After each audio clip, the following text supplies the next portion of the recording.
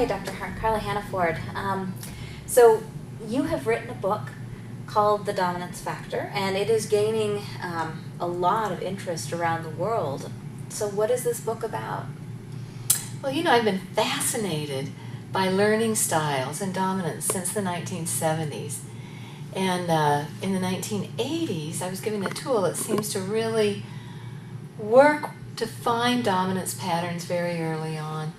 And it's been very fascinating to me. Now, dominance patterns, I believe, from my hypothesis, are developed in utero at 9 weeks after conception, when the Morrow reflex develops. The Morrow reflex is the reflex that has to do with our survival. And at that time, we develop lead functions for survival. Like, for instance, we develop a lead arm so that if I'm assaulted by somebody, I will use one arm to protect myself without having to think. It's a reflexive kind of thing. And I'll use one leg to run to get away from an assailant. And we know that there's one dominant eye, the lead eye, and the other will follow it. We're not totally binocular because of our noses here. And also there's a lead ear. And we've also discovered through PET scans and other means that there's a dominant brain that we tend to lean on, that tends to be our lead function. And the non-dominant brain tends to shut down by 75 to 85% when we're in survival, when we're in stress. And because you don't need, apparently, the brain to be creative or to come up with new ideas or think deeply. You just need to react. So these dominance patterns for survival tend to also, because they are used the most within our lives, survival is the base need that we have, they tend to be hardwired. And so we kind of lean on them whenever we come into a new learning situation or a new social situation. And so what we're finding is that we can tell people's learning styles by looking at their dominance patterns. And again, how they are going to respond initially in a new situation. And it's quite fascinating. It sounds like it. So how do you find this dominance profile? Well, there are different ways. The most accurate way is by using a muscle check. Now, what is a muscle check? Okay. Muscle checking has been used for over 100 years by many practitioners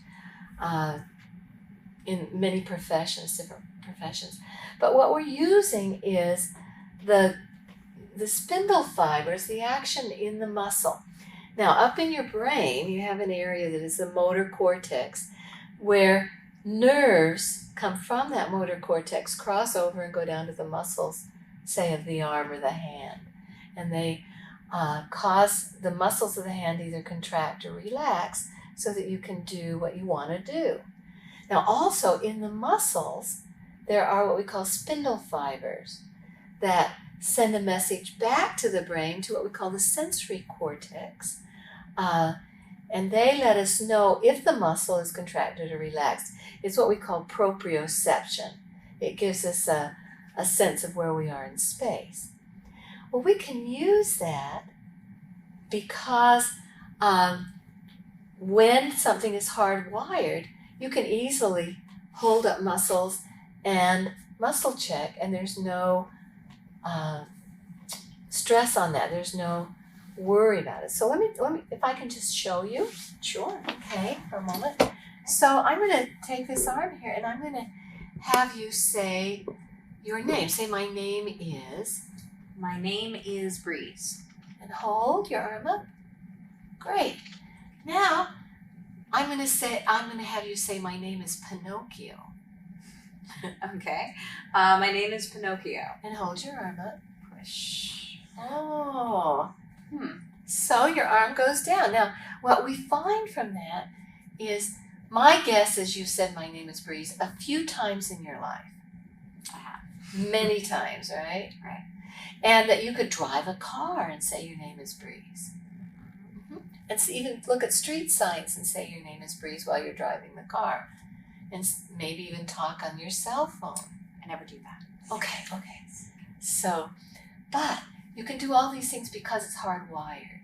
You've got the nerve networks that say my name is Breeze and they're connected.